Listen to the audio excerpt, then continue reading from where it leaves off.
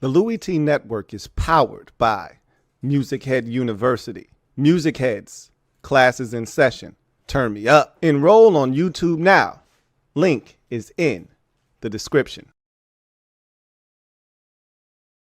Who else could it be but me, your man, Louie Tee? Welcome to the Command Post Game Live. You know what it is. Post up. Take command. I ain't going to hold you. I had totally forgotten the protocol for a win. I was putting on random shit. I was hanging up wrong banners. I had forgotten how all of this shit works. I hadn't done this since October the 5th. I was about to go put on a random hoodie.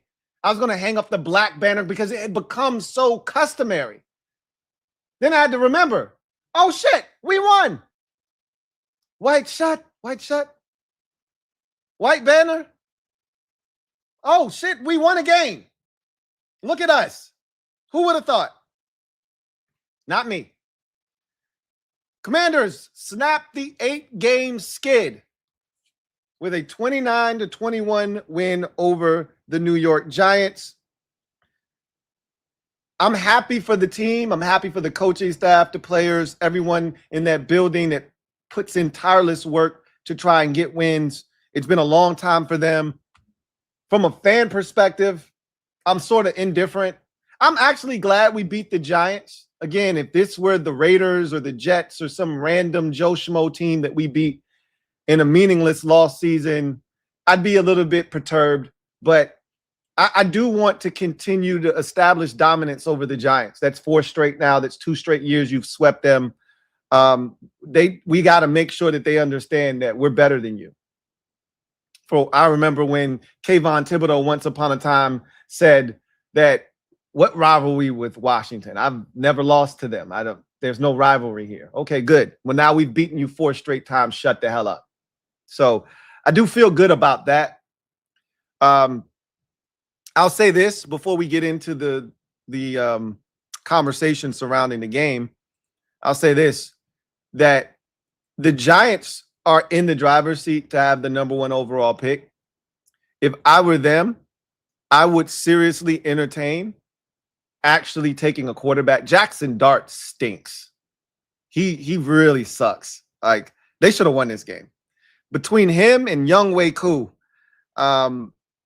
they really pissed away any opportunity to win this game. Jaxson Dart is basic. So if I were them, and obviously they're not going to do that. They're going to try to trade the picks, trade back, get a boatload of picks, and trade to a team that needs. But they should think about it.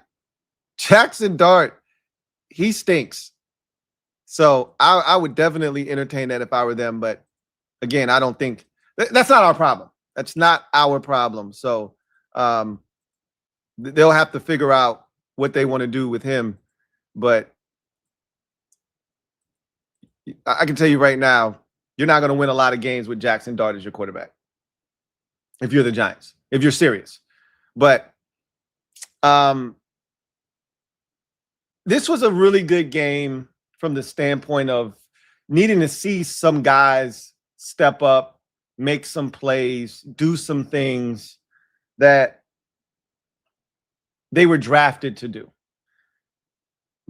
Ben Sinnott with a catch. Hey, how about that? He didn't get the 2 catches, though. But the 1 catch was supposed to be enough. Jaxson Dart he's so ass, right? Like, I just needed 1 Wan'Dale Robinson catch in 6 yards. He would have gotten both on that 1 play right before the 2-minute warning. And instead, he takes off and runs because he's ass, right? But Ben Sinnott's 1 catch, it was what I needed to help put me closer to punching my ticket. Good for him. Ben Sinnott's an athlete. You can see it. They just refuse to use him. I'm disappointed in his usage in this game. 1 target for Ben Sinnott, 1 catch, a big one. But I'm disappointed that he didn't get used more in this game. I felt like with all the under center work that we saw from Mariota, that he would slip out of the backfield one time and they would get it to him in the flats, and it just never happened. Maybe they're saving it for next week. I don't know. We're going to talk more about getting under center and all of that, because that's another discussion that I want to have about, Cliff and his play calling tonight. And some of that, we'll get into that in a bit. But Mikey Sainristil continues to be one of the very few guys that is capable of producing the football on this team.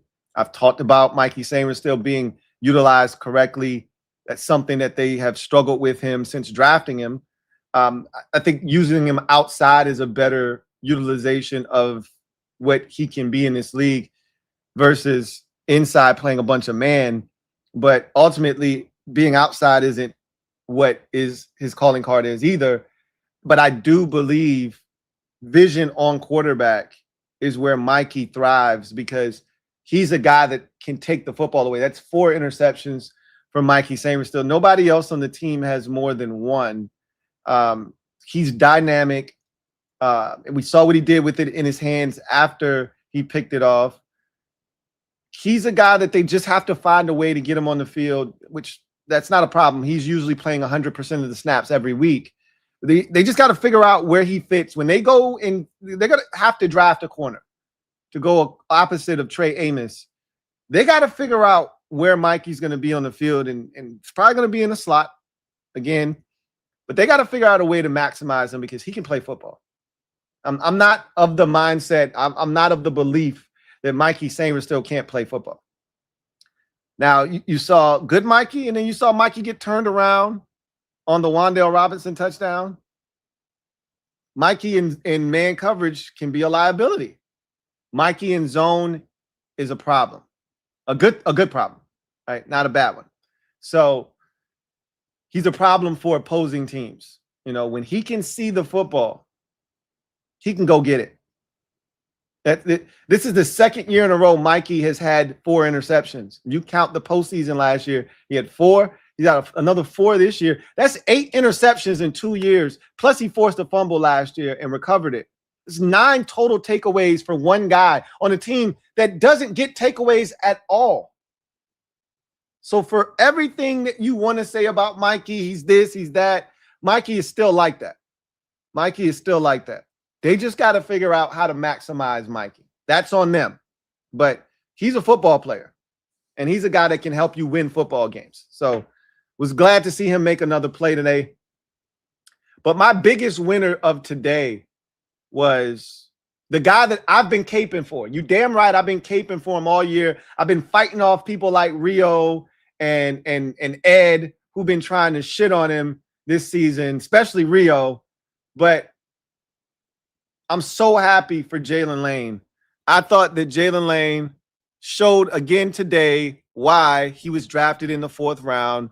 And I've been saying this all season long, that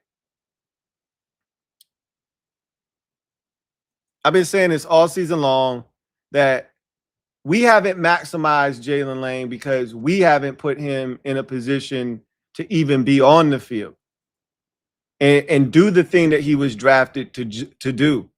I'm disappointed at the fact that our defense has been, horrible and putrid all year. So you're not forcing punts. Our return units haven't been blocking well for him. But we've seen when he's had space what life in the fast lane looks like. In the fast lane. We saw it again today. And I've been adamant this entire year that if you give Jaylen Lane opportunities, you give him 5 opportunities in a game to field punts, he's going to break one for a sizable game. When I say sizable, anywhere from 12 to 20 yards, he's going to run one back.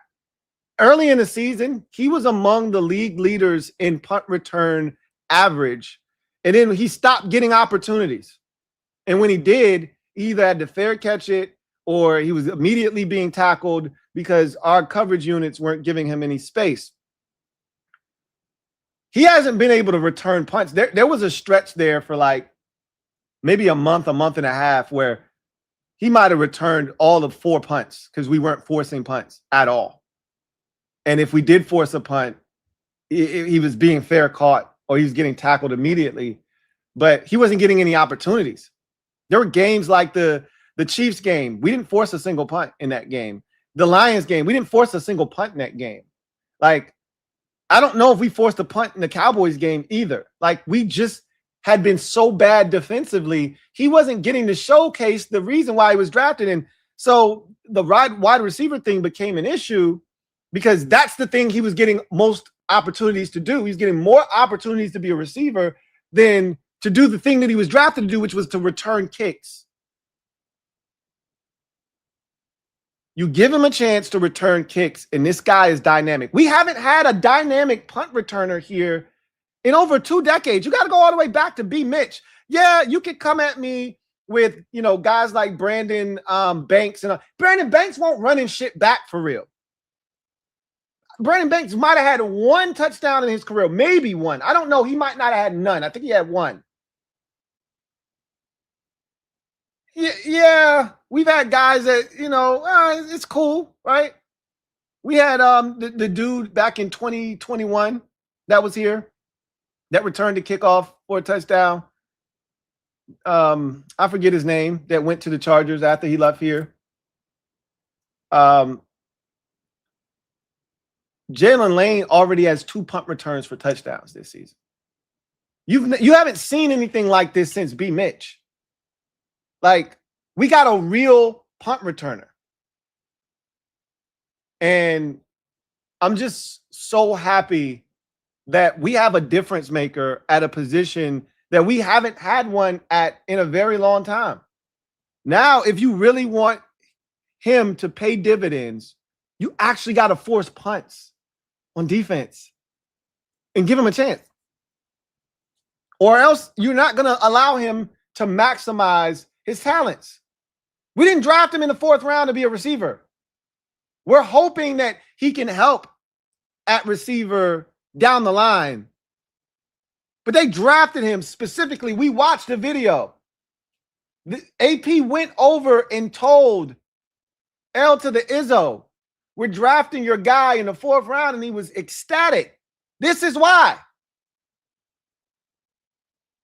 So for all of you Jaylen Lane haters out there who have been shitting on this man because he hasn't been a great receiver, they didn't draft him to be a receiver. I keep saying this. And if you want to argue whether or not you should be drafting a specialist in the 4th round, that's another argument for another day. That's another discussion for another day. I'm listening to that.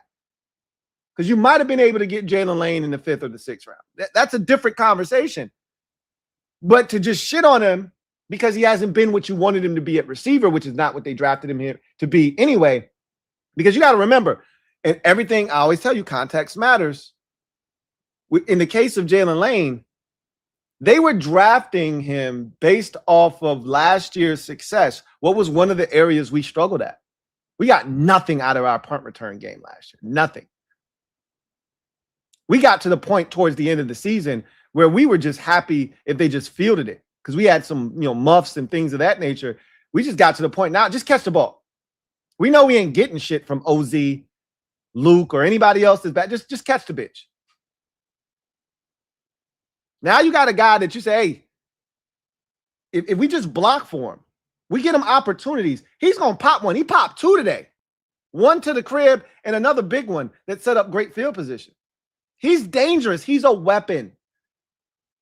And if you would have put him on last year's team, it would have changed last year's team drastically, because we would have been even more dangerous on special teams. That's why they drafted him in the 4th round, because they looked at last year's team and they said, where was one of our weakest areas? Where can we improve right now with a rookie that can come in here and impact a team that's ready to win now? Where can we impact the team with a young guy? Special teams, punt return in particular, because we got nothing out of it last year. Happy for Jaylen Lane. That was a big return today, and you see the makings of what he can be if we just give him more opportunities. I saw a lot of Noah Brown hate. Noah Brown caught a pass early in the game And I said, maybe there is something to this Noah Brown Giants killer thing. And then just like that, Noah Brown was gone with a back injury. That's it for him. He can go. I don't need to see Noah Brown in a Commander's uniform ever again. We'll always have the Noah's Ark, aka Bear Trap, aka Washington Walk-Off, that will live in lore forever. He'll always have that. But as far as I'm concerned, he can go. We don't miss him. You can't miss what you've never had. He's never been healthy this season. So no one's tripping. We're just tired of being jerked around at this point. He can go. As far as Laramie Tunsil is concerned, hopefully he's okay. I think that's the same shoulder injury that he hurt against Kansas City. I think he's been playing through the shoulder injury pretty much since Kansas City. I think he re-aggravated it today. He did not return to the game. Hopefully, I don't think it's serious, but, you know, in a short week, which we have coming up, and then another short week after that, he may be someone that may not be able to go over the next couple of weeks. We'll see. But, you know, it's just our luck, right? Jaden's probably going to come back this week, and he won't have his left tackle. So now you have two guys that you have to really, you know, keep a watchful eye on both sides once again, and Connerly and now Coleman. So it would be fitting if somehow Laramie Tunsil can't come back in the next game, and then they bring Jaden back. Of course they would, and he'll be compromised because he's going to have two tackles that have to be protected pretty much at all times. So we'll see how that goes. Bill was sensational today. He did fumble, right? Like, you guys called it.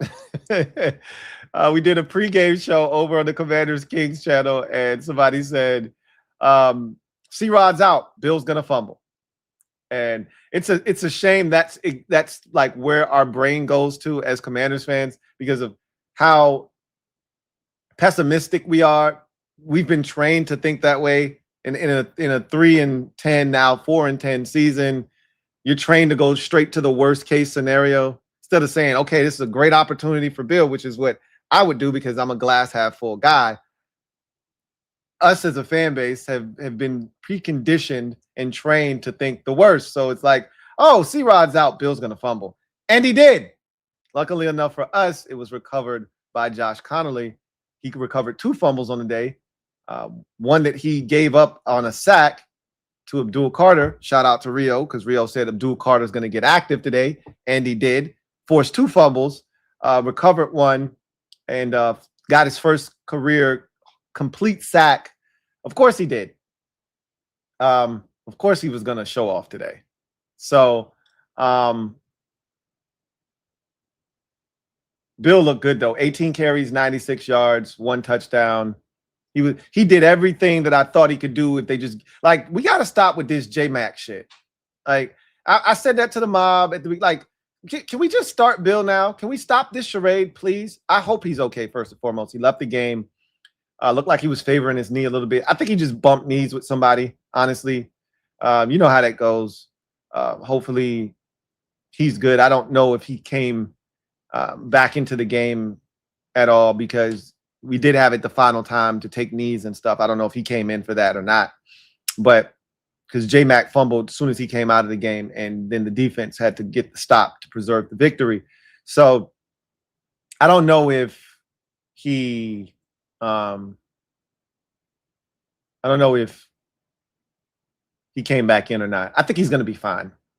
But boy, did he look good today. He's the king of the, like, one more guy to beat, and I'm going to trip myself and fall down and then be all animated because I could have just had a big run, but I effed it up. Like, he had another chance at a big run there at the end, and he got so excited that he tripped himself up. I would have loved to have seen him one-on-one with that safety and seen what he would have been able to do. But, you know, it seems like he always finds a way. But boy, does he run hard. Boy, does he set blocks up, and does he can get to that second level, man. He ran really well today. But again, the Giants aren't a great run defense. So, like, that touchdown run he had, Are you kidding me? Like the blue sea couldn't part any more wider than that. There was not a giant in sight for the first 15 yards of that run. Like, are you kidding me? Like, what were they doing on that run anyway? But shout out to Bill.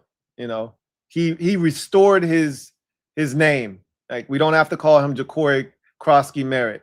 He's Bill again after the performance today. He's got to stop fumbling the football, though, man. Like, that's the one thing right now that is going to continue to limit him and his opportunities is him fumbling the ball. He's got to do a better job of securing the football. Outside of that, though, I'd like to see them throw it to him more, but baby steps. Just get him in the game. Can he just start now? Can we stop the J-Mac charade? I don't mind J-Mac getting in the game, getting some touches, etc. But can we stop now that C-Rod didn't start? Well, J-Mac's going to start again. Can we stop this shit? Can we just start, Bill? Like, what lesson are you trying to teach him? You know, what are we doing here? Why are we playing this game? Just start the man from the jump, and let's get rocking and rolling, right? He should have had 100 today.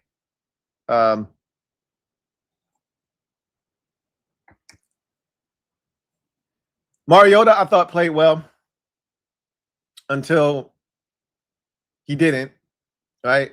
What would be a Marcus Mariota start without a Marcus Mariota turnover? What would be a start? I mean, you couldn't have really played, you know, the backup game any better than Mariota was doing in this game. He was efficient. He was making smart decisions with the football. When he needed to take off and run and use his legs, he did. You know, he was extremely accurate with the ball. And then in typical Marcus Mariota fashion, this game is over. We're up 29-14. The Giants are dead in the water. And some inexplicable reason, he's about to be sacked. He's trying to throw the football despite going down, and he fumbles. What are you doing, Marcus? I can answer that. Too damn much. That's what you're doing. Typical Marcus Mariota shit, right? Then you get the J-Mac fumble, which is just indicative of a team on an 8-game skid that's 3-10 that doesn't know how to win, right? Like, we are trying everything in our power to lose this game. They were very fortunate that the Giants were on the other side of the field, and they too are terrible at football. So they weren't able, and Jaxson Dart stinks. And so they weren't able to take full advantage of the opportunity that was being given to them. Because we had, last time I checked, let me check to see. Last time I checked, we had 9 penalties in the game. Maybe we made it to 10. Let's see. We ended up with 11 penalties in the game, okay, for 67 yards. And we finally get a turnover, but nope, that's not good enough for us. We got to give 2 of them back so that we end up in the minus, in the plus-minus category, right? So, I mean, we're just so special. So special, so special. We so special, so special. Like, it's unbelievable how terrible we really, truly are. But, again, the Giants are worse. Hence the record, right? So, while we tried to piss the game away, and although Marcus played well today, he still did Marcus Mariota shit. He always reminds you why he's a backup quarterback. Just when you think it's safe, he always reminds you, hey, easy on the Marcus Mariota could start conversation, if any of you are even thinking about it like that. But he played well today. Terry had the big touchdown. Debo, boy, him and these drops. I told you I'm out on the Debo train for next year. Unless Debo is taking a significant pay cut, which I don't think he is, and I wouldn't ask him to. I wouldn't ask him to. If he wants to be here, he'd have to decide how bad he wants to be here. Because I wouldn't pay him 1 red cent over $16 million a year. 2 for 32, 3 for 48 is as high as I would go with Debo. Not a red cent more. And he had another drop that easily could have been picked off. He had another play where I felt like he could have come back to the ball a little bit more, and he allowed the defender to come in and almost take it away. He's, as the season is worn on, he's gotten more and more lackluster now. He did have a couple of nice catches and runs after the catch in this game as well, but we just haven't seen the Debo from earlier in the season, pre-heel injury. We haven't seen that guy really show up. And the drops have become a problem. He's had a drop in just about every game here down the stretch, it feels like. So I want to talk about Cliff's offense for a second.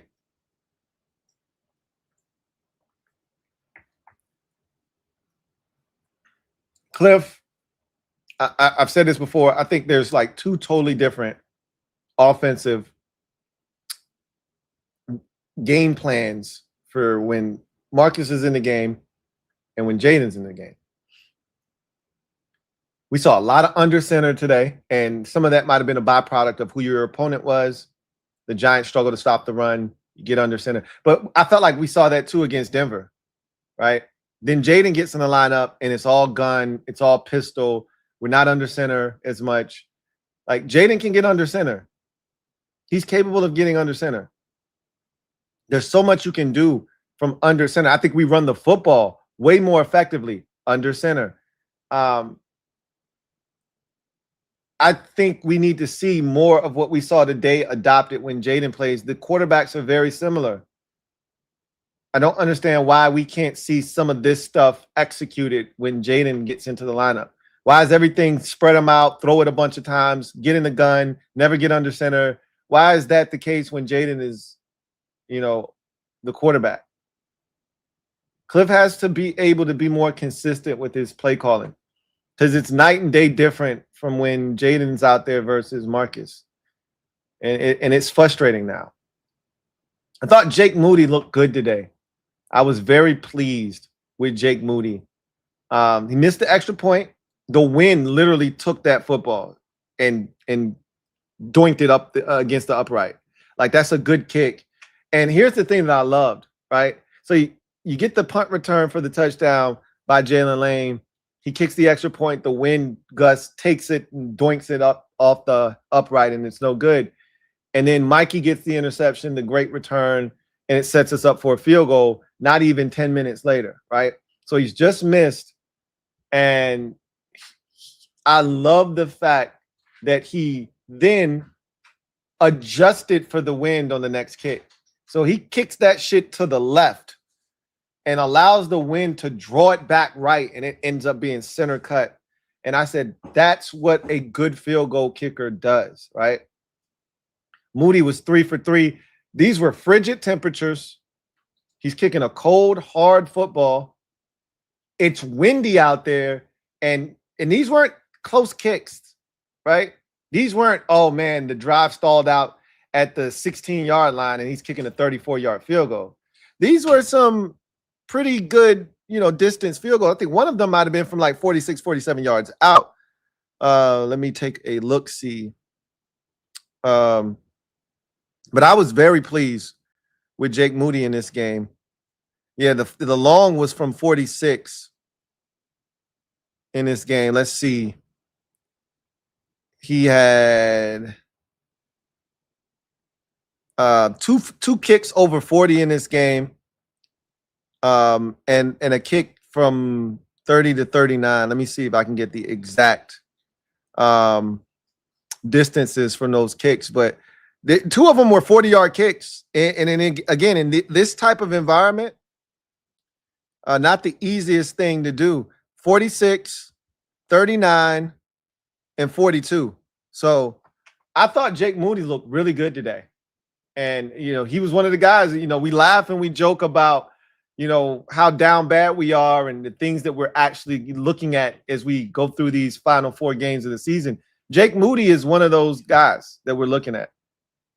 So I thought he played well today. Was really pleased with what I saw from him. And I think you're seeing this team put some of the pieces of the puzzle together, but we got so much work to do. But as you continue down the stretch of this season, you want to be able to say, well, that guy's going to be able to serve a purpose. That guy's going to be able to serve a purpose. Moody looks like he's going to serve a purpose. Jaylen Lane looks like he's going to serve a purpose. You know, Bill looks like he can serve a purpose. These are things you're looking for. You want to see more Ben Sinnott opportunities moving forward because you want to see if he can be that pass catching threat. Ben Sinnott spoke to the media this past week, and he said, I'm not Zach Ertz. I'm not out here running routes, breaking dudes off, separating. I'm a different type of, pass catcher, but I am athletic. I can, separate. I can make plays, but it's just in a different way. They've got to figure out what that looks like. He was able to, he created massive separation on that throw from Mariota. He got up the seam. There was not a giant defender within a couple of yards of him. So he can run. They just got to figure out ways to get him involved in the offense. So, at the end of the day, again, good win for the team.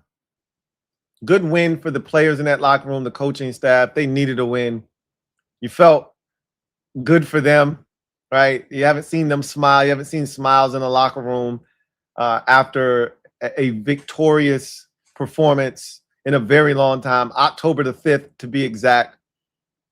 However, and it's the Giants, and I feel good about that, but any hopes of the #1 overall pick are dashed at this point.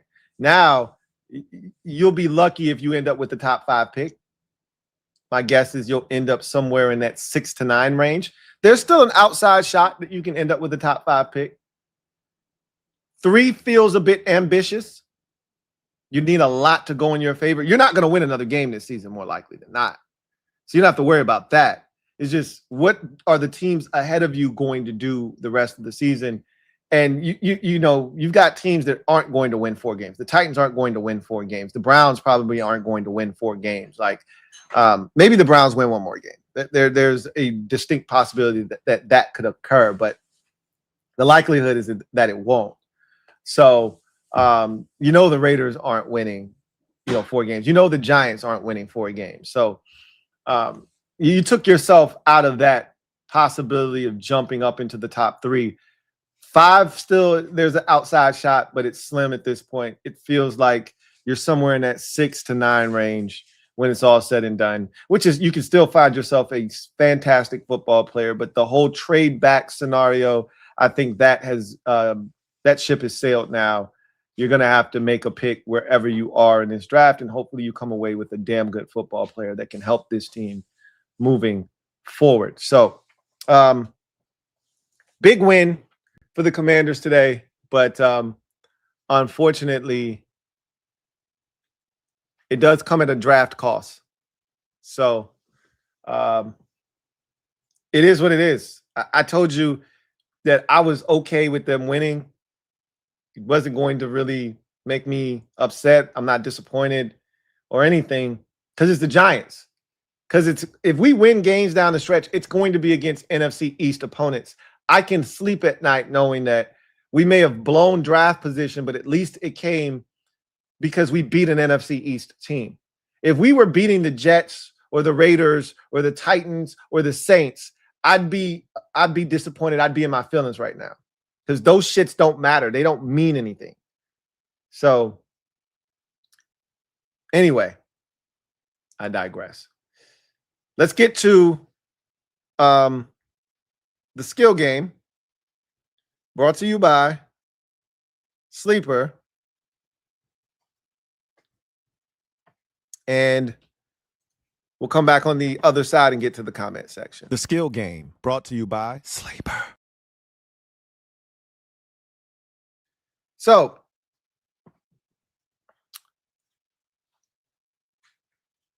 this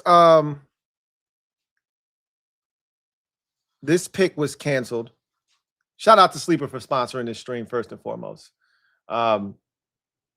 If you're not a member of the Sleeper family, if you're not one of the 10 million active users, here's an opportunity for you to become one by simply clicking the link in the description of this video, That'll take you to where you can download the app. Make sure Sleeper is available in your area. It's available in over 30 states in the U.S. Hopefully you're in one of those areas. And then you verify that you are who you say you are. And once you've done that, they're going to give you $20 free for becoming a member of the Sleeper family. But that's not all. Use my promo code LTN to get you 100% match on your first deposit up to $100. That's right, dollar for dollar match. You can only do it once. I always advise people, max it out, use the full $100, force them to give you the additional $100. Now you got $200 plus the $20 they gave you, no strings attached, $220. You can really get active. So we put together a ticket yesterday for this game, and it really centered around C-Rod, and he would have done everything because I really wanted this to be Bill. But they didn't even have Bill on the app yesterday when I went in. So I said, okay, we'll just take C-Rod, right? C-Rod was going to be the feature back. He'd been dealing with a groin all week, but I figured he'd play. He had practiced on Friday. So C-Rod, 51 yards. We saw Bill go off for 96. C-Rod touchdown, anytime touchdown. Bill scored a touchdown. So these were things that I would have taken, right? Wan'Dale Robinson hurt me not only here, he hurt me on another ticket that I put together because I had him for 6 catches. And I figured he'd get 6. And there was a 6 catch there to be had. And Jaxson Dart, because he's an ass clown, didn't throw it to him. It would have been an easy completion. He would have got about 12 yards on the play. They would have gotten a first down, and I would have gotten my money. But, of course, Jaxson Dart, because, as I said, he's an ass clown, he didn't throw the football. He decided to tuck it and run because he's Jaxson Dart. So this ticket never had a chance. Shout out to Sleeper for canceling this ticket because C-Rod did not play and giving me back my money. I appreciate that. They gave me some credit to use. So shout out to, because they could have easily just said, all right, well, we just going to hit you for this Wan'Dale and Jaxson Dart. And if it don't hit, right, which would have probably been like 10, 12 bucks, whatever. If it don't hit, we got your money, right? Shout out to them for saying, nah, we're going to void it for you. We're going to bless you. So I appreciate them not taking the money and running, right? So they saved me because, again, Wan'Dale didn't get the 6th catch.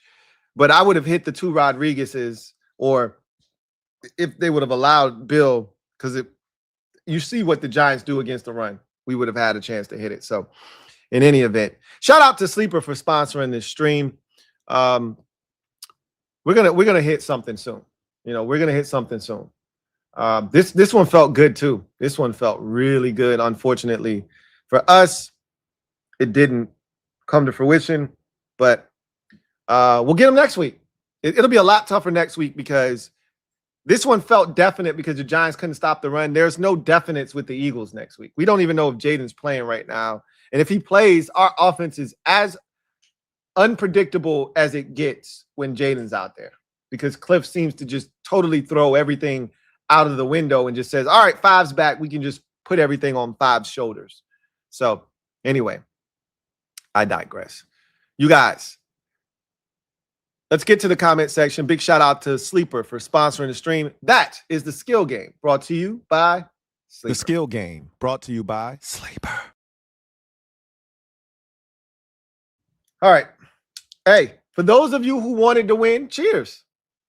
We're in the win column. I don't turn down victories very often.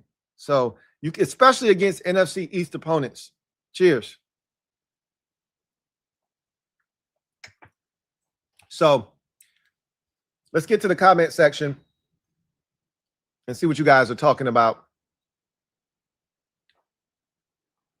No. I'm not upset because my tickets didn't hit. Jaxson Dart stinks. I mean, we watched him play today. He missed a bunch of throws that could have been the difference between winning and losing the game. How many times is Wan'Dale Robinson one-on-one helplessly against one of our garbage secondary members, and all Dart has to do is lead him across the field? Like, and this ain't got nothing to do with Wan'Dale needing a catch. This is just, hey, make the throw, guy, right? Early in the game, he airmailed a receiver wide open over the middle of the field. He had Theo Johnson out in the flats. He threw the shit 15 yards over his head. He stinks. This has nothing to do with my tickets not being punched. Am I frustrated about that? Absolutely, but I could care less. All right? Jaxson Dart stinks is all I'm saying. Don't get it twisted. I'll tell you if I'm being petty. If I'm on somebody's case because they blew a ticket for me. I told y'all that the other day when I lost that I was gonna be petty. I forgot what game it was, but I should have won. Oh, it was the Tampa Bay game. I told y'all I was gonna be petty that night. This ain't that. Reedy Davis, thank you for the super chat. Greatly appreciate you. Thank you for being a member of the MOBB. Writes, LT Mob, this is the start of a 4-game win streak. Real? You really think we're going to win 4 games in a row? Reedy, let me stop you right there. I really want to temper your expectations here. Like, I'm trying to be as modest and as nice as I can. We got some closer games than I thought we would have at this point. I really want to temper your expectations. Because I know you want to win. We're not winning no more games this year, Reedy. If I could just be brutally honest with you, we're not winning no more games this year. I hate to be the one to tell you.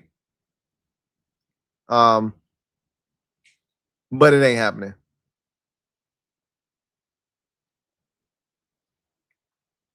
It ain't happening.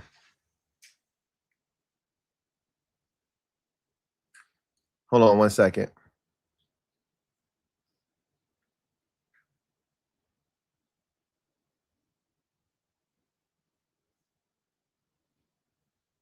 All right. Yeah, it ain't happening. So just take your one win and be happy, Reedy. That's the best information. That's the best advice I can give you. Just take your one win.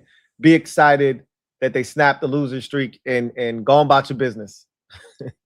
So that's the best I can do for you. Commander Cole, thank you for being a member of the MOBB. Commander Cole writes, what up, Lou? What's up, Commander Cole? Was at the game today. Had a lot of fun. It looked cold as shit. Commanders fans showed out and were loud. Happy we got the dub. Of course they were. The Giants fans have effectively quit on the season as they should have. It's going to be the same thing, but in the opposite way when we come home this week against the Philadelphia Eagles and the following week against the Cowboys, where you're going to see a stadium filled up with a bunch of fans of the opposite team because that team stinks and the other team's fans travel.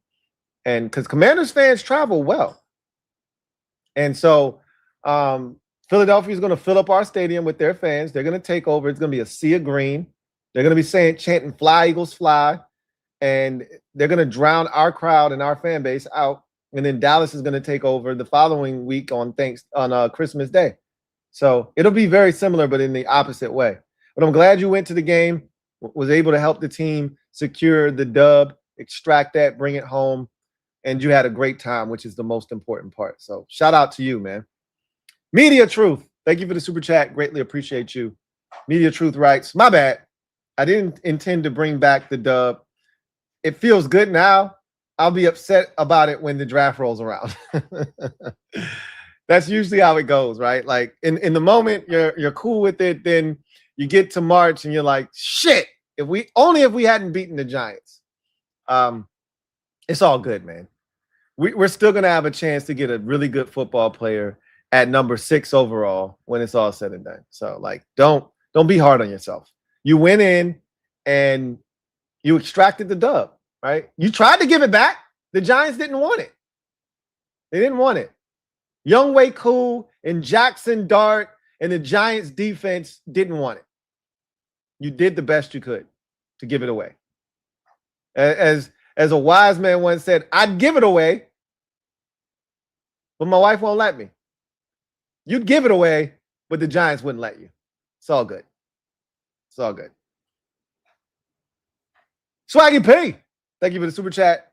Greatly appreciate you.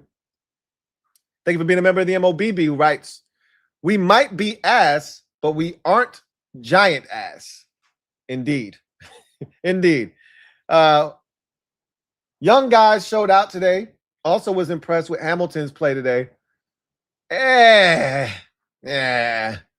Like, you do know he's like 30 years old, right? Like he's not 25.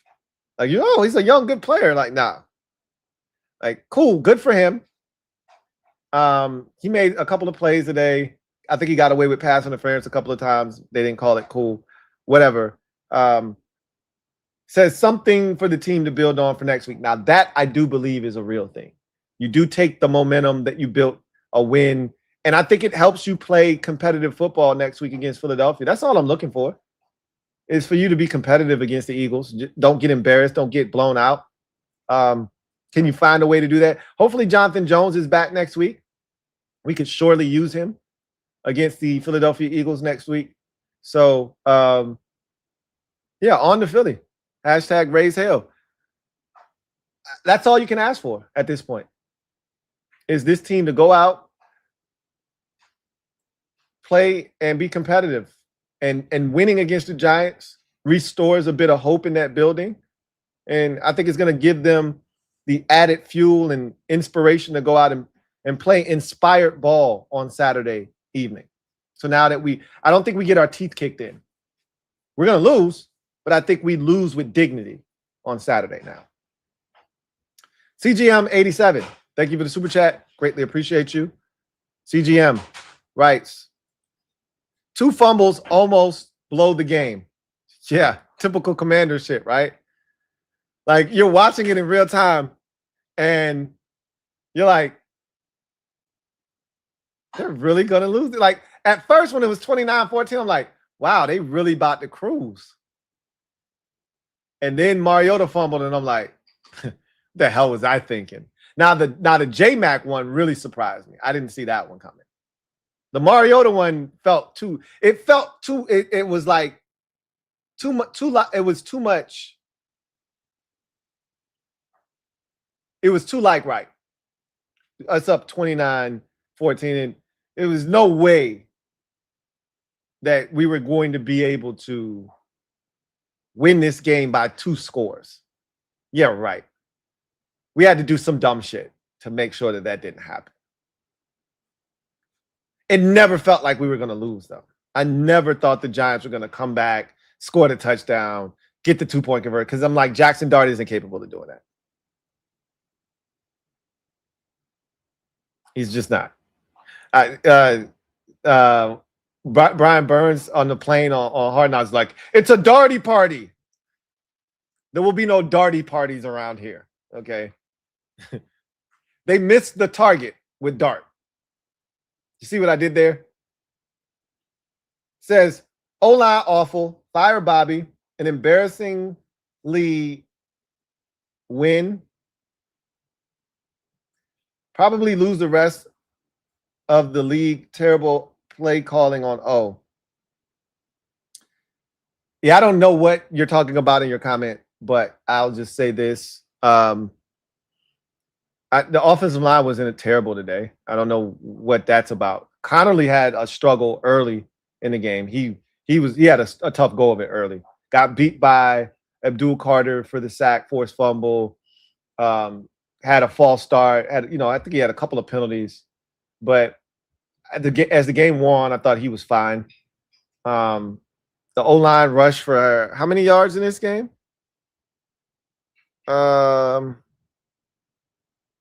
O-line rushed for 145 yards in this game. Marcus Mariota, for the most part, had ample time to do whatever it is he wanted to do, throwing the football. Like, I don't know why you felt like the offensive line was terrible today. I didn't feel like the play calling was terrible at all today. So we weren't watching the same game. Metaphor Ariel, thank you for the super chat. Greatly appreciate you. Thank you for being a member of the MOBB. My guy Meta writes, can't be easy. 4 fumbles, 2 losses. Bill was nice today.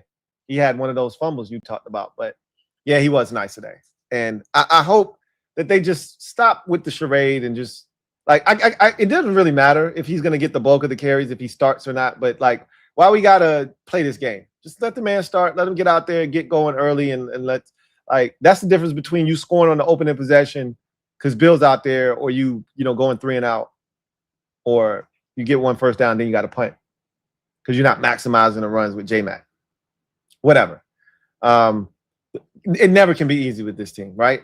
Like you're up 29-14. The Giants are dead in the water. They're using their timeouts. Even if Mariota doesn't fumble that ball and we got a punt, right? Just take the sack. I don't know what he was attempting to try to do there. Just take the sack. The clock will keep running. I think they had already used their final timeout. That was going to get us, they may not have used their timeout. I think I'm jumping the gun. I'm thinking about the J-Mac play. They had already used their final timeout. At that point, take the sack. It's not going to hurt you. You're going to punt the football anyway. Like, they're not going to drive the length of the field and score. And if they do, it's going to take them too long. Like, the game was over. And, of course, they really made it tough on themselves. Way tougher than it had to be. Typical Commander shit. Rob you. Thank you for the super chat. Greatly appreciate you. Thank you for being a member of the MOBB, who writes, seeing Abdul Carter fly around on the field makes me want one of those on the team even more. I didn't really like Abdul Carter is cool. Like I didn't come away from this game like, man, Abdul Carter is a problem. He made some plays, but by and large, as I mentioned, the Giants really didn't do anything to impact this game defensively until the very end. The Carter did force the fumble earlier. That was a really good move on his part. Beating Connerly and stripping the football, forcing it out. But I would love one of those type of athletes defensively. That would be nice.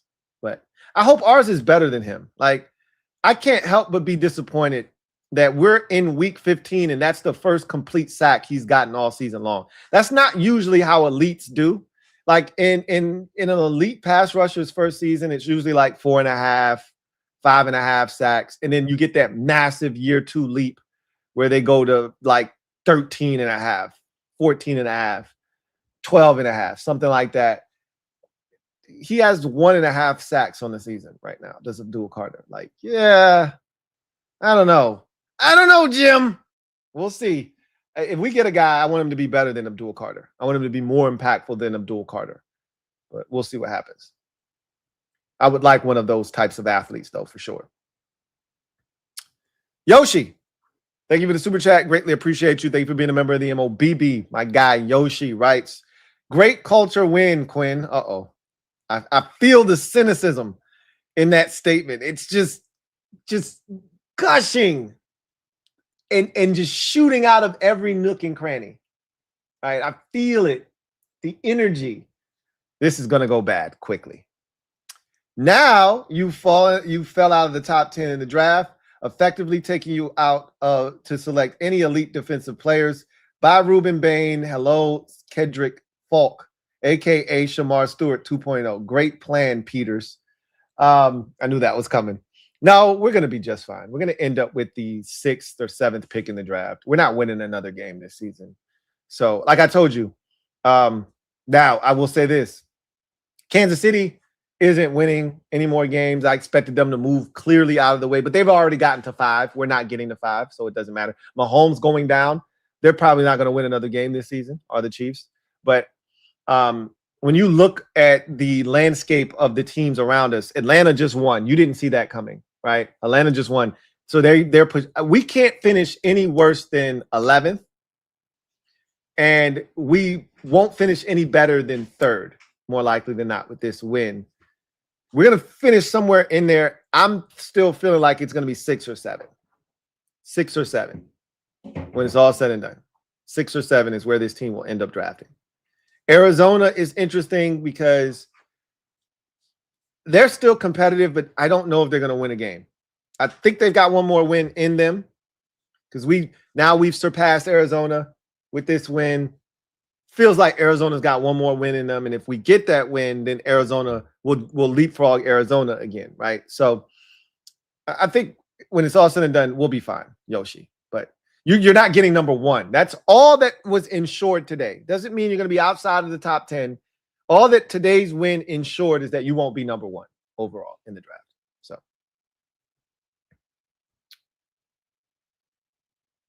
Font JD, thank you for the super chat. Greatly appreciate you. Thank you for the, being a member of the MOBB, who writes, until I see Ben Sinnott consistently dropping passes, I'll refuse to call him a bust. Let's get this dude more targets. It's not a matter of if he can or can't. It's will they or won't they. That's what it boils down to. It's not that Ben Sinnott can't play. I don't think we've ever questioned his ability to catch the football. They keep telling us he's an athlete. We saw it. We saw it with our own two eyes. We saw it in college. We saw it at the combine. We know he's an athlete. We know he can run. I saw it today. He just doesn't get the opportunities. This is strictly on the staff. Ben Sinnott's lack of production. That's on the staff. I guarantee you if Ben Sinnott played for the Los Angeles Rams, he'd have 20-something catches on the season, and he'd have over 300, 400 yards and about 2 or 3 touchdowns this year. I guarantee you. This has nothing to do with Ben Sinnott. This has everything to do with Cliff Kingsbury and the way that they're calling offense. You can get him the football. Trust me. Tay 2 times. Thank you for the super chat. Greatly appreciate you. Thank you for being a member of the MOBB, who writes, I wish we call same plays when JD5 is in the game. Love JCM. Got to hold on to the ball. Sinnott sighting. Mikey in zone.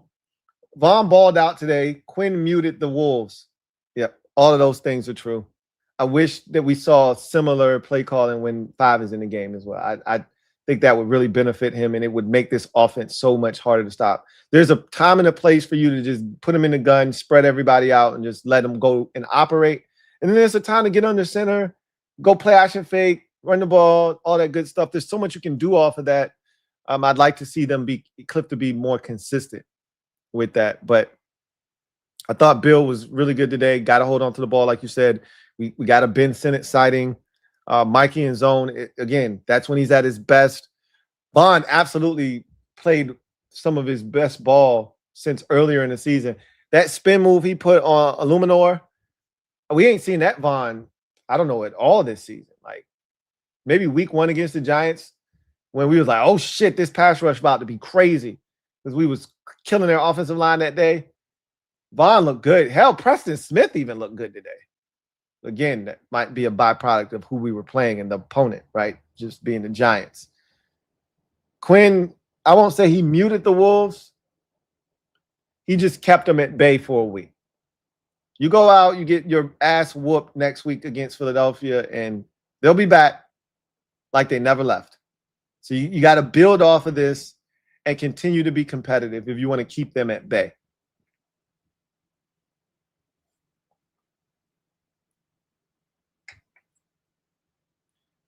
Mr. Rogers, thank you for the super chat. Greatly appreciate you. Thank you for being a member of the MOBB. My guy, Uncle Jay, writes, why does number 6 stink? My Giants boy wants to know. LOL. Did you watch the game today? I watched the game today. I've seen Jaxson Dart play really well. I've seen, and again, these are the ebbs and flows of a rookie quarterback. But he was bad today. Like, I didn't walk away from this game going, man, they got themselves one. And I've seen him, and there have been games where I say, yo, I think they might got themselves one. But he, to me, is inaccurate. I don't think sees the field well consistently. He's one of those guys that has to see it be wide open to cut it loose. I thought he forced some throws today. He missed some open receivers. Obviously, the pick he threw, he should have thrown another one in the end zone, right? When you get down in the red zone, you got to be on time and you got to be accurate. And that ball was not, on time, and he didn't put any juice behind it. Should have been picked off. I really wanted the interception, but Jartavius can't catch. He should have thrown 2 picks in this game. He's airmailing receivers. He's missing Wan'Dale Robinson wide open across the field. That should have been 2 touchdowns to Wan'Dale Robinson. On basically the same route, running across the field, should have been running away from that safety, running away from that defensive back, lead Wan'Dale, and it's an easy catch. But that ain't in his arsenal. It ain't in his arsenal.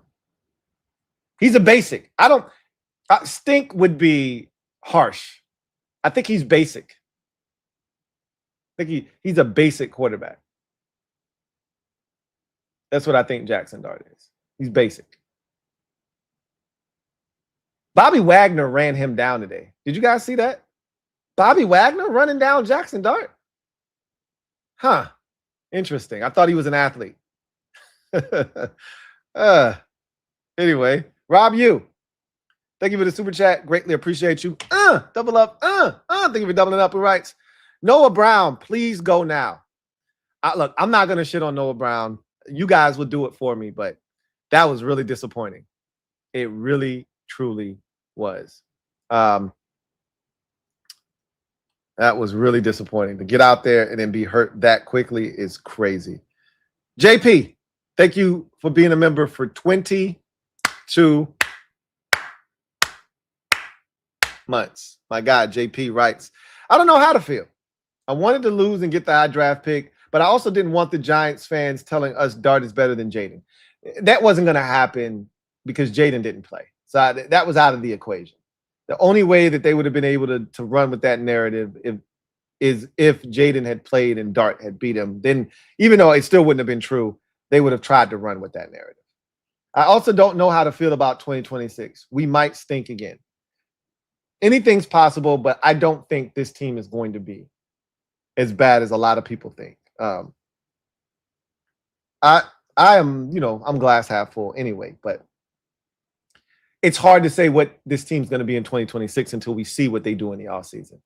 That's going to go a long way in determining how many of us feel about this team and the prospects of what the 2026 season will look like. Right now, I do feel like 26 is an enigma for most of us. We don't know how to feel. You got one exceptional season, one really lousy season. So what's next? In the middle? Who knows? Only time will tell. But a big-time offseason will go a long way in restoring the faith that this fan base is clamoring to have. But you got to give them a reason to believe and feel that way. Big offseason is necessary, for sure. And I get the varied emotions that you feel from this game. Winning this game, I don't want to say there's an empty feeling, but you're not necessarily fulfilled. You don't feel great, right?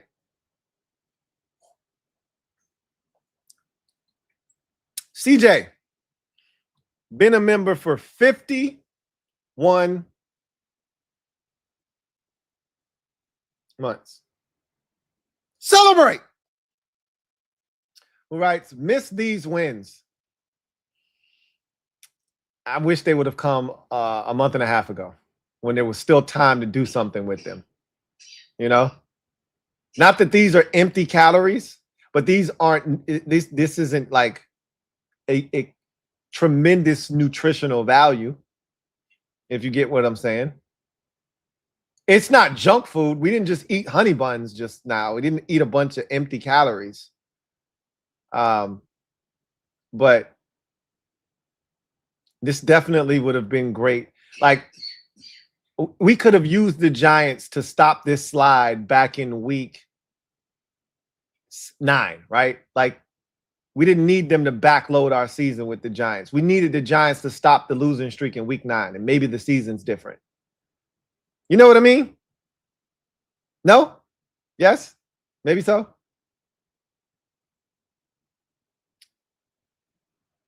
Andre Poggers. Thank you for being a member of the MOBB.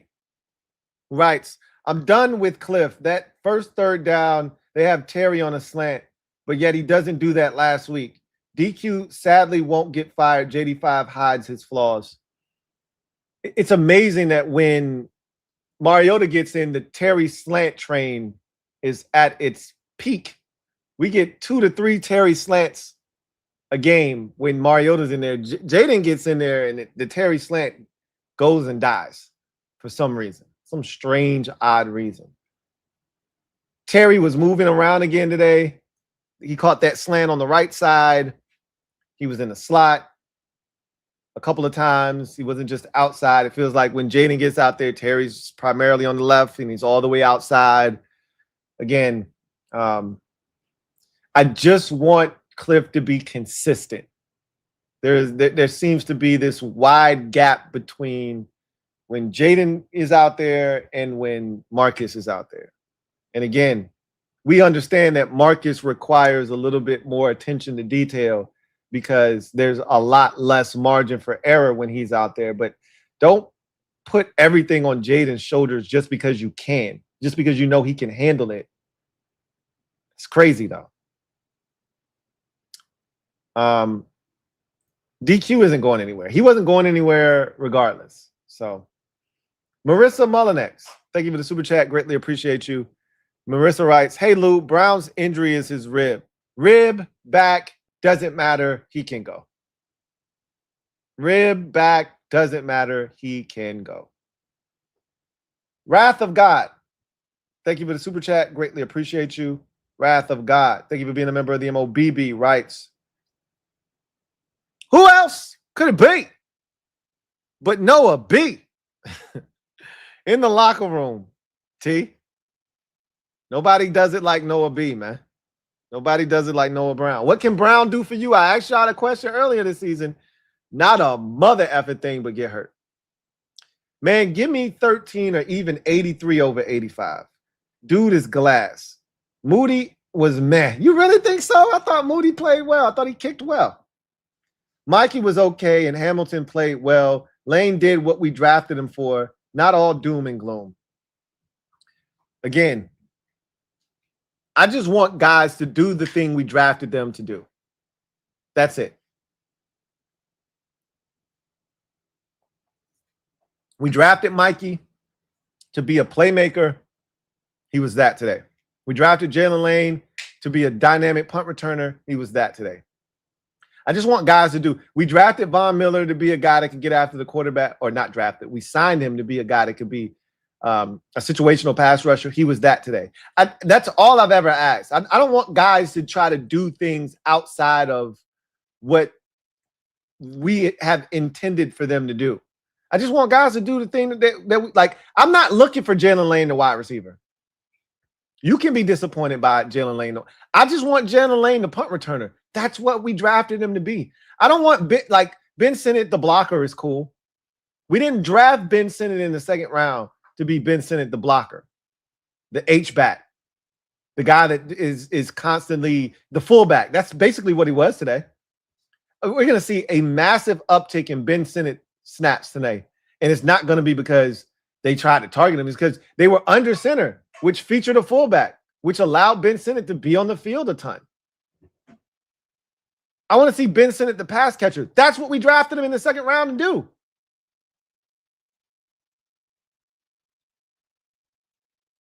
Yeah, Noah Brown's done. He's cooked here. You can't bring him back. Wrath of God, thank you for the super chat. Greatly appreciate you. Double up. Thank you for doubling up. Who writes? Lastly, all love, Lou. Merry Christmas to your fam. Likewise. Likewise. DMV Bay, thank you for the super chat. Greatly appreciate you. Thank you for being a member of the MOBB. Who writes, was Traylon Burks a healthy scratch? Did not see him on the field. No, he was out there. Remember, there was a throw to him, I want to say, on a third down. Mariota was rolling out to his right, and he threw it to Traylon Burks, and he tried to, make a play on it. It was a little bit out, a little bit further outside of his reach, and you had Jaylen Lane right behind him, sliding, trying to catch it too. So you had two receivers in the same area on a scramble drill, essentially. So yeah, he was out there. He just really didn't get targeted today. Video channel, thank you for the super chat. Greatly appreciate you. Video channel writes, DQ doing the Aaron Glenn dance in the locker room. I hope you're being facetious. I know they look when you ain't won in over 2 months. You got to cherish them, but it shouldn't be no dancing in the locker room. You just beat the 2 and now 11 Giants. Excuse me, 2 and 12 Giants. There should be no dancing in the locker room. You're again. I can't tell them how to feel. They ain't won since October, so I'm pretty sure there's a lot of smiles and a lot of excitement. Winning in this league is hard. You hear guys say that all the time, but can't be no Aaron Glenn dances going down in the locker room, man. That's not allowed. Not after you just beat the 2 and 12 Giants. You got 4 wins on the season, and 2 of them have come from this Giants team. There's no dancing. Sorry. Mr. Rogers, thank you for the super chat. Greatly appreciate you. My guy, Uncle Jay. Double up. Boy, the Colts got the damn Seahawks in a chokehold over there. I love it. They over here fighting for their damn life. Lions over there fight. Lions playing some ball, man. Got these damn Rams over here on the ropes. He says, definitely was cold. I just got the feeling back in my feet. Oh, it looked cold as shit outside. I was like, couldn't be me. Couldn't be me. But shout out to everybody that was out there, man, holding it down. But it definitely looked cold out there. Well, sure. Chipper, thank you for the super chat. Greatly appreciate you. Chipper writes, no Chiefs playoffs. Hits jig. Hey, look, man, my wife was way more excited than she was supposed to be when she saw that the Chiefs lost. Because she was rooting against them hard because she just over them. And there's a lot of AFC teams that breathe a sigh of relief today because that was the one team you really worried about. Bills had a hell of a comeback today. That was a good one. Big win for the Chargers, though. Big win for the Chargers. They're not out of this division. And if it looks like Josh Jacobs, is that a touchdown? Yeah, Josh Jacobs just scored. Green Bay goes in there and does what I think they're going to do, which is, I think, go in there and win. They got a chance to still win that division. And they've already beaten Denver once this season. So the Chargers right now, if I'm not mistaken, are undefeated. Josh Jacobs run. Man, he's so good. You know, they have swept the Chiefs now. They beat the Raiders. They swept the Raiders, and they've already beaten they're 5-0 in the division right now, are the Chargers. And so if they're able to sweep the entire division, go 6-0, they got a legitimate shot of winning that division. Broncos might lose this game. They're down 9 now, 23-14. So, we'll see. Juan Gotti, talking sports. Thank you for the super chat. Greatly appreciate you. Who writes, first pick out of reach. Well, now I want Philly. I already told y'all I wanted to beat Philly. Everybody else got Philly once. I feel like we need to get them once too. But I only really want them if Jaden's playing. I only want him if Jaden's out there, yeah, go get the dub. If he's not out there, like a Mariota win over the Eagles don't really move me, But you get Jayden out there. If Jaden's out there next Saturday, I want to bless those boys. I don't think it's going to happen, but I would love to. I would love to. Corin Smith, thank you for the super chat. Greatly appreciate you. Corin Smith writes, Lou, I love this team like my addict cousin. I'm conflicted.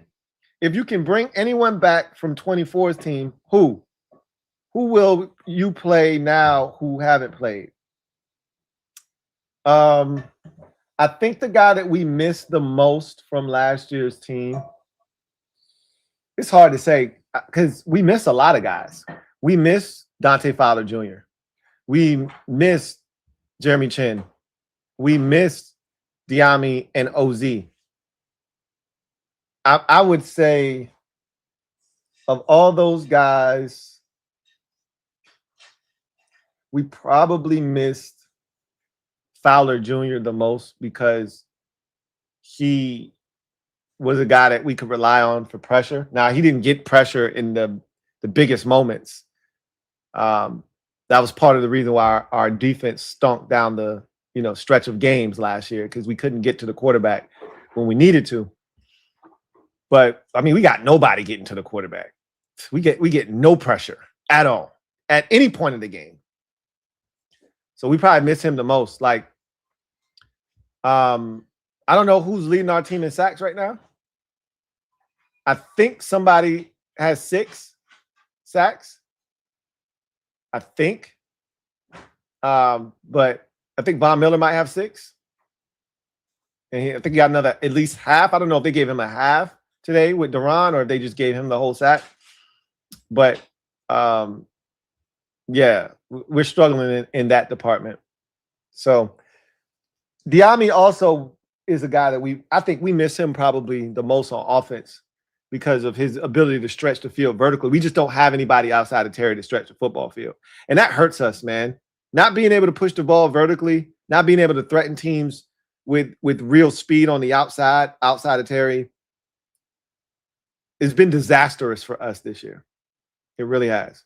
Again, I don't want to make Diami out to be some kind of, urban legend or, some kind of first-rate wide receiver, because he's not. Like, I wasn't paying neither if any of you probably were trying to pay Diami $10 million for a year of service, but we definitely missed what Diami brought to this team last year. So, Kevin the PRF, thank you for being a member of the MOBB. My guy, Kev, writes,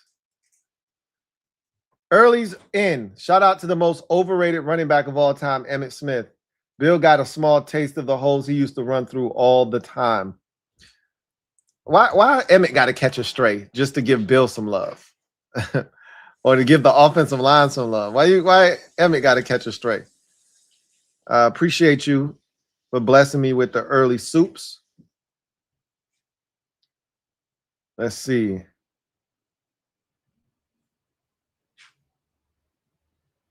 He said, I'm gonna put that one on the screen anyway. You ain't shit for that. Just so you know. You always talking some shit, Kevin the PRF. You always talking shit. You talking shit, bitch. You always talking some shit. So let's take a look at this real quick. Fernandez, 21-17. See me or see me HTTR. Stand up. You two are the newest members of the MOBB mob. You know what to do. Show Fernandez and see me HTTR some love. Welcome with open arms. Welcome to the squad. Greatly appreciate y'all. Glad to have y'all on board. Dynamic Dave, thank you for the super chat. Greatly appreciate you. Dynamic Dave writes, Lane and McLaurin doubters need to repent. I think Terry,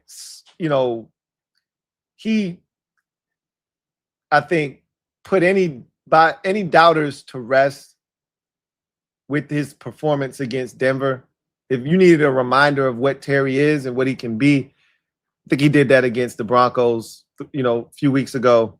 Lane, I've been singing his praise all season. I've been defending him because people wanted him to be something he's not. We didn't draft him to be a receiver in the 4th round. We drafted him to be a punt returner.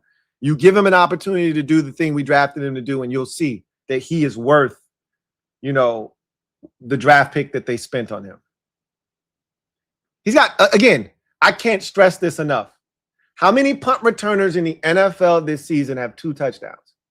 How many? You get back to me when you have a concrete number. My guess, and I can't say this for sure, my guess is that the number is less than you can count on one hand. Okay? He might be one of 3 guys that have multiple returns for touchdowns in any capacity, kickoff or punt return. He's dynamic. A special teams punt return touchdown is a rarity in the NFL in 2025. Our guy has 2 of them, and he's probably fielded less punts than most punt returners who have been healthy all season, which he has been, have fielded this season. That's my guess. Again, I could be wrong. You give him more opportunities, and I promise you, you'll see more production from him. Rob Yu, thank you for the super chat. Greatly appreciate you. My guy, Rob Yu, thank you for the dime. Right. Sup, Lou? Sup, Rob Yu? Much needed win. What the hell is the deal with not targeting Senate more? I don't know. I wish I had an answer for you. And the fact that he was able to get vertical, up the seam, wide open, and have that big catch means he's capable, which we've all seen the athleticism before. We just, again, I've always pointed back to Cliff as to why we can't give him the ball. You throw a tight end screen to Zach Ertz, but somehow, some way, we can't get a tight end screen to Ben Sinnott. Not one. Again, make it make sense. It's fine if they view him as an H-back, which clearly they do, but it's inexcusable to take him at pick 53. Once again, different conversation, but a very fair one. A very fair one, right? If that's how you view him, you don't pick him at 53. You don't pick him at 53. I agree with that. Rob Yu, thank you for the super chat. Greatly appreciate you. Rob Yu writes, Ayuk and Breece Hall need to be here next year. There's a chance. There's a chance. It feels like that Ayuk saga is coming to a close. The 49ers have officially put him on the I forgot the non-injury, football list, pretty much ending his season, I think, and ultimately ending his tenure with the 49ers. I think they're going to release him sooner rather than later. They're going to wipe their hands clean of him. Breece Hall, I think there's a chance he gets to free agency. There's a chance. So we'll see if our guy wants to spend the money. Greg Giants, thank you for the super chat. Greatly appreciate you. My guy, Greg Giants, writes, Lou, sing with me. I got Washington on it. Yeah, I got Washington on it. He says, thank you for the first overall pick. Enjoy your $1.99 culture win. Hey, I'm happy for you. I'll say that. I'm happy for you because you probably should entertain the idea of taking a quarterback, but ultimately, thank you. Ultimately, you're going to probably have a chance to trade back and get King's ransom for the number 1 pick in the draft. Now, you say that you could still turn around because you are the Giants, right? We've seen you do this before. You don't know how to lose properly. You could turn around and lose to beat the Raiders, right? You do know that. There's a realistic, the Raiders are one of the worst teams in football. You could beat the Raiders in 2 weeks. You do know that, right? I hope you're aware of this. But, we'll see. It's only this super chat right here will be extremely painful and funny if you beat the Giants or beat the Raiders. Whenever you play them, next week, 2 weeks from now, whenever that game is. This super chat will be extremely funny. If you lost to us, you're excited about having the number 1 pick, and you still don't end up with it. Such a Giants thing to do. But we'll see. We'll see what happens.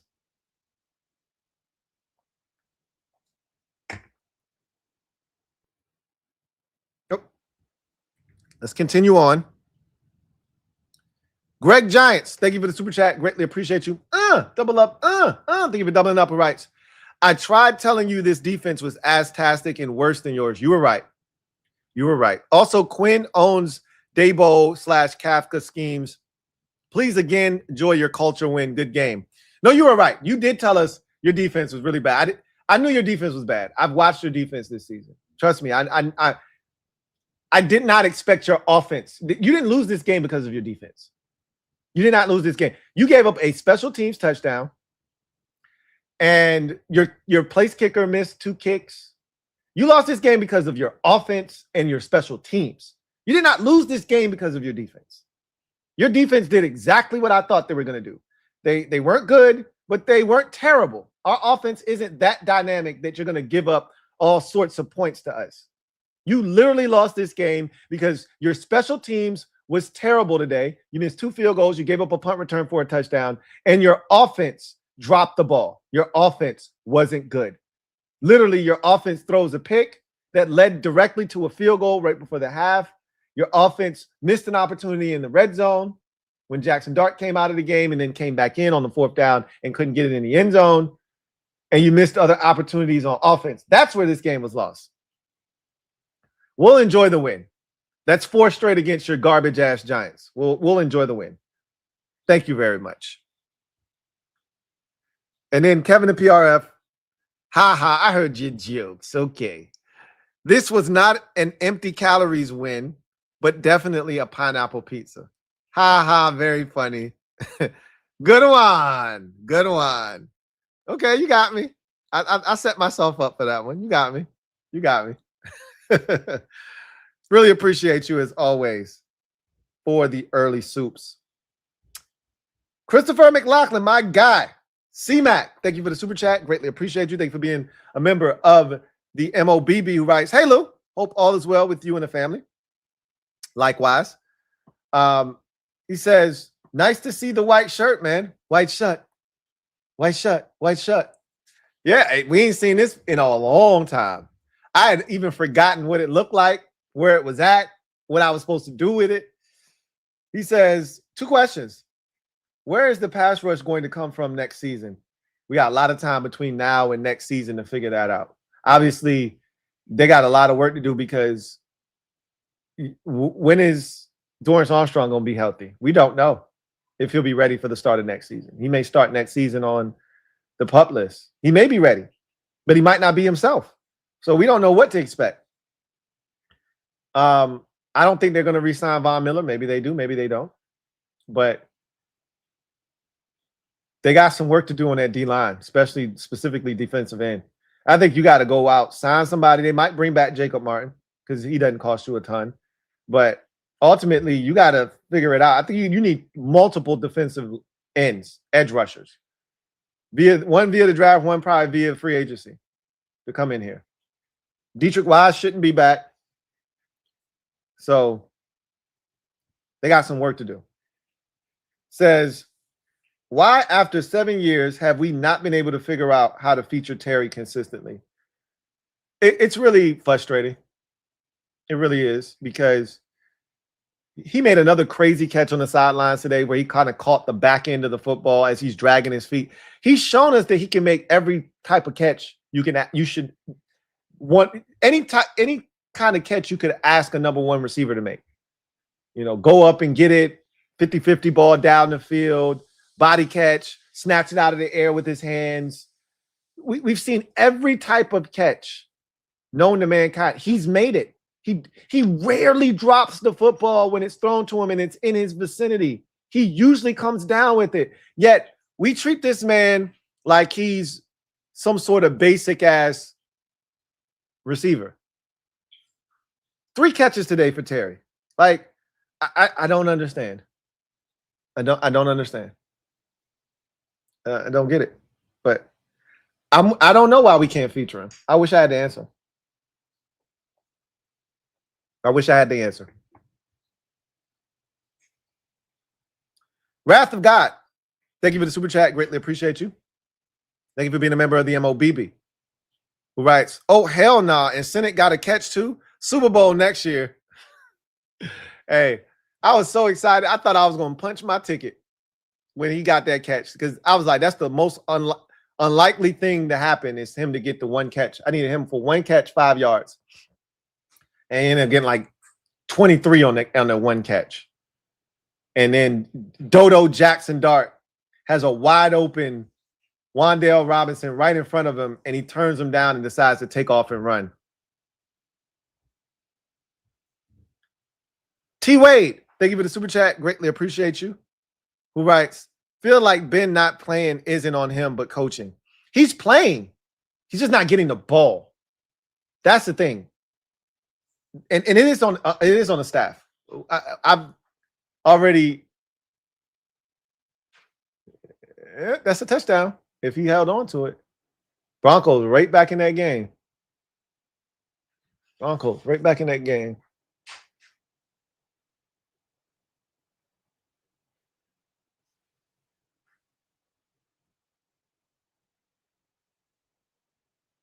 Yeah. Denver is not going away. That's going to be a great finish. It's definitely on the coaching. Definitely on the coaching. That's the way I see it right now. Reedy Davis, thank you for the super chat. Greatly appreciate you. Double up. Thank you for doubling up. Who writes, LT, sorry to bring bad news, but we got one more win. It ain't bad news. It's because that means we either beat the Cowboys or the Eagles. I'm not mad at that. Now, I don't want the Eagles in week 18 with nothing on the line. I don't want that shit. But if we beat them on Saturday, hell yeah. Sign me up for that shit. I already told you where I'm at with mine. I already told you where I'm at. If we ain't getting the number one pick, I ain't tripping. I said this before. AP got to figure out how to get a good football player in here. You don't have to draft number 5 overall or number 7 or number 1 overall to get a good football player. Figure this shit out. Bless you. Figure this shit out. But if I can get a win over the Eagles and the Cowboys, shit, sign me up. And I think Jaden's playing. So off to another world. Thank you for the super chat. Greatly appreciate you. Who writes, I think our current tight ends are not trusted as possession types right now. Ben could be that guy, but his superpower is screen and 10 to 15-yard shots. I think he's a problem because he's an athlete up the seam. Get him the football. He can run. He can literally run past guys. He's a legitimate 4'6", 40 guy. Get him the football. Get him the football. Christopher McLaughlin. Double up. Thank you for doubling up, my guy. C-Mac writes, hey, Lou. What's up, C-Mac? 2 questions. Besides Way, who are 3 top free agents you would like to bring back and why? I think you start with Jacob Martin because I don't think that's going to cost you a lot. And if he's allowed to be in the correct role, I think he is a guy that really helps you. Eddie Goldman, another one that is top of the pile. Eddie serves a purpose. The thing you brought Eddie here to do, Eddie does, and that's stop the run and clog shit up in the middle of the football field. Love to have Eddie back next year. And third guy right now, I think the number 1 free agent you have to bring back is Chris Paul. You have to bring Chris Paul back. So Chris Paul would be number 1, probably take 3 to 4 steps. Then you get to Eddie Goldman and Jacob Martin. Those are the 3 guys. And I'm pretty sure there are other guys that, you know, if you like J-Mac, bring J-Mac back. There's other guys that you'd like to bring back. But those are the 3 that, to me, are at the top of the pile. 2, what 3 free agents do you want the team to select and why? So I would love to see them go after a Kyle Pitts, a true difference maker. I don't think he's going to get to free agency, but I've already given you names. I've done videos where I've talked about guys like Kyle Pitts, either K9 or Breece Hall at the running back position.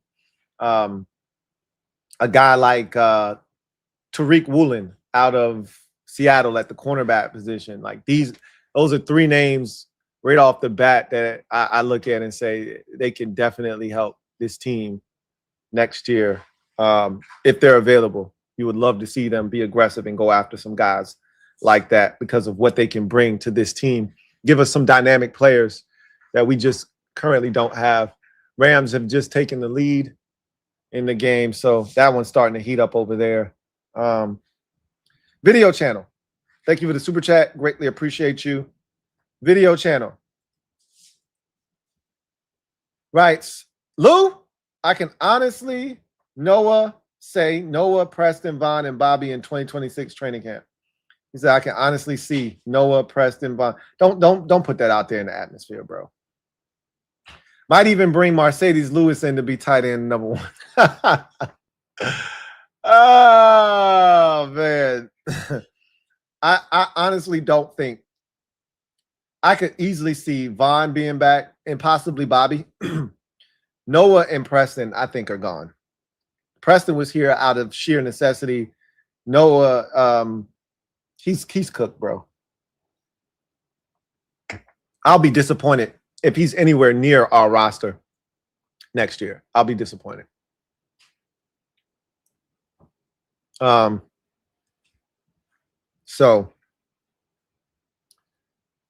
I see where you're going with that. I heard your jokes. I get it. I understand. I know why you feel the way you feel. I know why you feel the way you feel.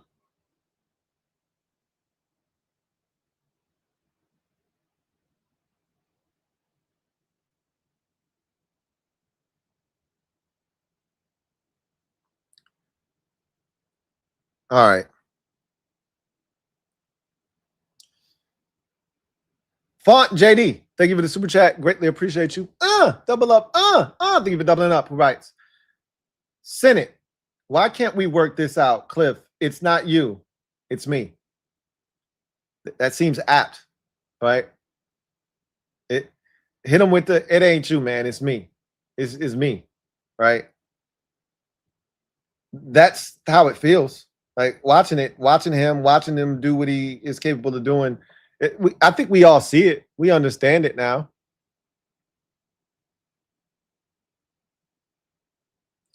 Jordan Love out here getting frisky, running the ball, getting a first down on 2nd and 18. Jordan can run, man. He just be out here acting like he unathletic. He really got wheels, though.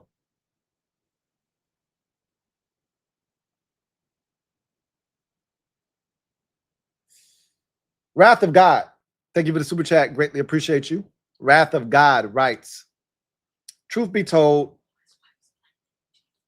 2 bad teams, a little sloppy, but I'll take the win. Not all doom and gloom. Get these dudes healthy and start believing in these second-round projects, and next year could be successful. I clearly don't believe that this season is indicative of where we are as an organization. I've told you this. I expect us to be good again next year. This was a one-off. Now, how good? Super Bowl contenders? Nah. We not there. But I am a firm believer that if you have a quarterback like Jayden Daniels, you have a chance to win every single game that you play in. And if they continue to surround him with talent and they improve this defense, which they have a lot of work to do on that side of the football. But keep in mind, before the injuries, this defense was not trash. So we'll see, what happens. But I think you get healthy, you go out, you spend some money, you draft some guys, the second-year players, the third-year players start to take that, the next steps, and all of a sudden we got a whole different conversation next year. But again, DQ is going to be the key, and his staff, can they get the most out of players? It feels like right now the answer is no. And they have to change that narrative and reset it back to default settings, which was last year. Oh my God, this staff is amazing. Look at what they're doing with this guy and that guy and this guy and that guy. They got to go back to default settings. If it looks anything like this year, I think you're going to be having a conversation about needing new coaches. Some of those conversations are already taking place with some of the fan base, right? The Original Dream. Thank you for the super chat. Greatly appreciate you. The Original Dream writes, this win secured DQ's job for next year. I don't think he was getting fired, but again, that conversation was becoming a real thing, and it was getting louder. Now you can put that to rest. There will be no 12-game losing streak to end the season. I never thought that it was going to happen until we got to this point, because if you don't beat the Giants, 12-game losing streak was a reality. I brought this up when we were on like a 5-game losing streak. Like, what if he loses 12 straight? But I was like, there's no way we're losing 12 straight. We're beating someone. Well, we got to 8, and it was like, wait a minute, maybe we won't win. I'm glad he got this one, because if he didn't get this one, he probably wasn't going to get one. Gearcell, 1. Thank you for the super chat. Greatly appreciate you. Thank you for being a member of the MOBB. My guy Gearcell writes, just a thought. I see Cliff leaving and McDaniels coming to town if he is fired in Miami. Noah just needs to change his maxi pads. I'm going to leave Noah alone. I would love Josh McDaniel to come here. I don't think he's getting fired in Miami, though. I don't think he's getting fired in Miami. But I would love to see him here on board. For sure. Eric Reeves, thank you for the super chat. Greatly appreciate you. Eric Reeves writes, hey, Lou. What's up, Eric? Hamilton played well today. He did. He did. He's not a guy that you look at and say he's a part of the future or anything like that. Let me just double check to make sure. I could have sworn he's like 30, 32 years old, something like that.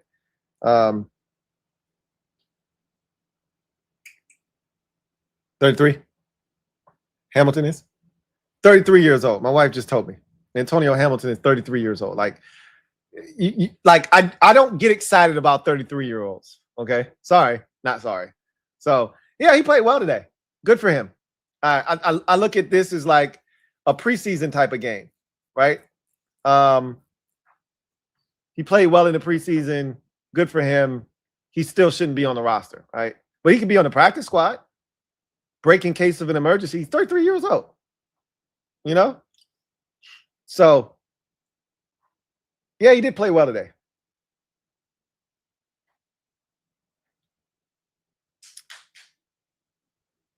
Marissa Mullinex, stand up. You are the newest member of the MOBB. Who writes, Mob, you know what to do. Show Marissa some love. Welcome her with open arms. Show what it's like to be a member of the MOBB. Shout out to her brother, Mark. Welcome to the squad. Marissa Mullinex, glad to have you on board. Eric Reeves, thank you for the super chat. Greatly appreciate you. Double up. Thank you for doubling up. Who writes, I just don't understand what we are seeing versus what Cliff isn't seeing. These failures to not get TM Senate going away from the run, especially when JD is playing, is maddening. I always struggle with us being at home, armchair quarterbacks, you know, whatever you want to call us, you know, fans that watch the game very closely.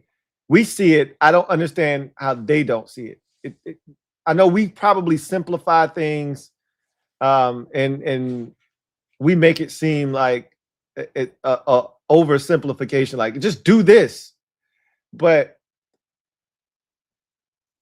I don't think it's hard. I watch too much football. I just watched Kobe Parkinson for the Rams, who's their third tight end, right? Just saw him catch a touchdown. Like, it's not hard. It ain't hard. I just struggle with this notion that we can't get them more involved. And to a lot of people's point, Cliff doesn't throw the ball to the tight ends. The only guy that he's ever really put in the offense to get the ball to at the tight end position is Zach Ertz. Even when he was back at Arizona, he didn't throw the ball to the tight ends. So maybe this is a byproduct of just the way Cliff operates. He's not looking to get the tight end the football. Okay. It is what it is. It's just frustrating. That's frustrating. And then, you know, the difference, the variance in the offense, getting under center and the quick game and the run game being, you know, something you can lean on when JD is in there. Just is there such a stark contrast? Like the runs are even like the simple as just gun run. Oh, we're just going to gun run. Like, I like the variance in the run game that we saw today. Under center, outside zone, inside zone, different things. Even the run on Bill's touchdown, that was like a hard outside zone that he was able to cut back immediately. We ain't seen that since last year. That was a staple run last year. We ain't seen that since last year here in Washington. Corin Smith, thank you for the super chat. Greatly appreciate you. Double up. Thank you for doubling up. Who writes, for someone who lived, I'm assuming that's lived in NY/Philly, I need the wins. Those are important. You got a lot of family, you got a lot of friends, you got a lot of people around you who are from that area that's going to talk some shit if y'all don't get it done. So these mean a little bit more for you than the rest of us. So you'll take them. You don't care how they come, who they come against in terms of who's out there for the Giants, who's out there for the Commanders. You don't give a shit about none of that. Just win. Touche. Anyway, I digress. That is going to do it for me, your man Louie T, here on the Command Post Game Show Live. Hey, how about that? We won a game. The Commanders won a game for the first time since early October. Wowzers. It comes at a cost. You're no longer in the running for the #1 overall pick. We'll talk about the ramifications of this win on Tuesday when we take a look at the Tankathon, as we always do. Like I said, the movement isn't going to be that great for this team. They're going to end up, I think, somewhere in between 6 and 9 when it's all said and done, assuming they don't win another game. But I'm happy for the players. I'm happy for the coaching staff. I'm happy they got off the schneid, got a win. And I think this momentum is going to roll over into Sunday or Saturday against Philadelphia, and it's going to make this team that much more competitive. So with that said, you guys enjoy the rest of the football. There's some really good games on right now. Broncos and Packers heating up. He had him wide open. Bo Nix had him wide open. Seattle and Indy is really good right now, 13-9. Rams, Lions, 27-24. Broncos and Packers, 23-21. Packers up. So you got I told you it was a lot of good football this week. And then Panthers and Saints, 17-10. All 4 of the 4 o'clock games, I shouldn't say all 4 because 49ers are destroying the Titans. Outside of that game, everything's good right now. So go enjoy some good quality football. We'll reconvene for the Cowboys game later on tonight. They're going to beat the Minnesota Vikings. That's something we couldn't do last week. They're going to do it tonight, show us how it's done. So we'll reconvene after that game. And I'll definitely see you tomorrow for Commanders Nightly News. Until then, I'm your man, Louie T, signing off. You guys have a good one. Take care. God bless. Good night. Commanders off the schneid. Beat the Giants 29-21, snapped their 8-game win streak, or losing streak, excuse me. And now have a whole entire 4 wins. Go Commanders. The Giants stink. Giants!